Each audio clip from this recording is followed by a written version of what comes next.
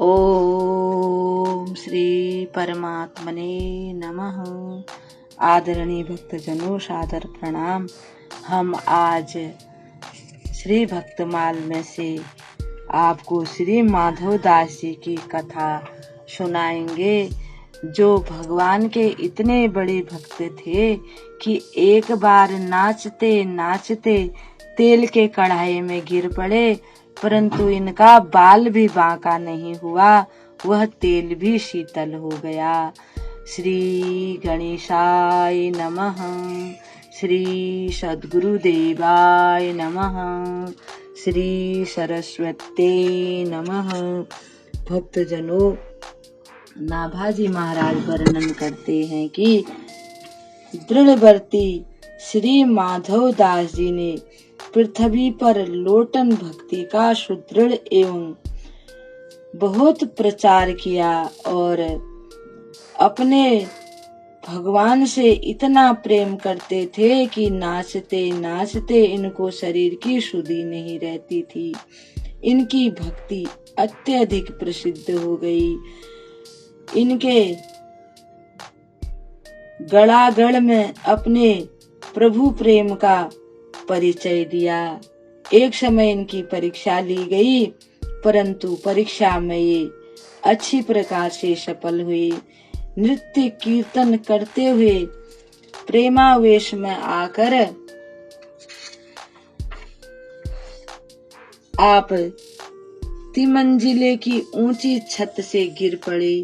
भगवान श्री श्याम सुंदर ने अपने प्रण को सत्य करते हुए आपके प्राणों और शरीर की रक्षा की। आपके परिवारी बेटा नाती भी आपके समान भगवत भक्त हुए और आपके द्वारा चलाई हुई भक्ति की परिपाटी पर ही चलते रहे। आप भक्तों से अत्यंत प्रेम करते थे। भक्ति के सभी अंगों का आप पालन करते थे। कहीं भी कभी भी किसी प्रकार की कमी नहीं आने देते थे।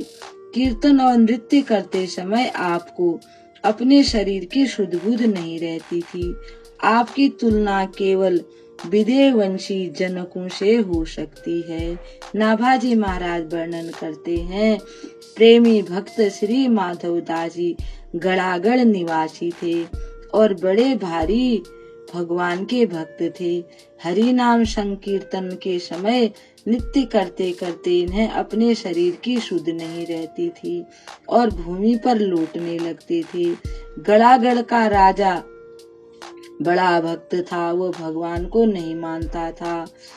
वह ऐसे आचरणों सच्ची भक्ति को ढोंग समझता था। इसलिए उसने श्री माधव दास जी की भक्ति की परीक्षा लेने की सोची। श्री हरि नाम संकीर्तन का आयोजन कराया कि हमारे वहाँ पर भी आप एक बार कीर्तन कर दीजिए। ऐसा श्री माधव दास जी से कहा और सबको निमंत्रण दिया, आमंत्रित किया और तीसरी मंजिल की छत पर मंडप बनवाया। भगवान जी का दरबार लगाया गया और भजन कीर्तन होने लगा।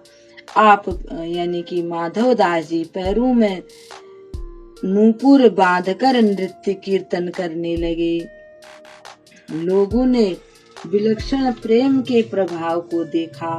कुछ देर बाद प्रेम का ऐसा आवेश आया कि आप नृत्य करते करते पृथ्वी पर लौटने लगे। आपने अपने भक्ति भाव को सत्य करके दिखलाया।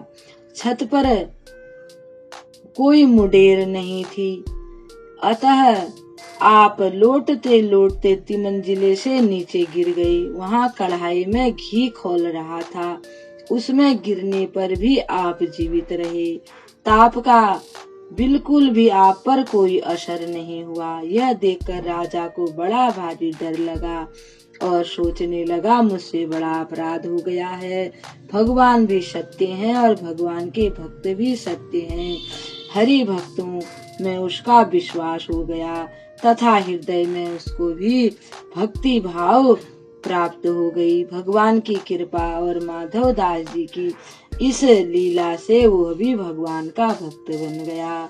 भक्तजनों, अभक्त लोग समय समय पर भगवान के भक्तों की परीक्षा लेते रहते हैं, इसलिए भक्तों को किसी से डरना नहीं चाहिए और भगवान की भक्ति करते रहना चाहिए। भगवान अगर उनकी भक्ति सत्य है तो भगवान उनकी रक्षा करते हैं। अब इस कथा को हम यहीं विराम देते हैं। कल भगवान के एक और भक्त की कथा के साथ आपके सामने उपस्थित होंगे। तब तक के लिए हम आपको प्रणाम करते हैं। ओम श्री परमात्मने नमः।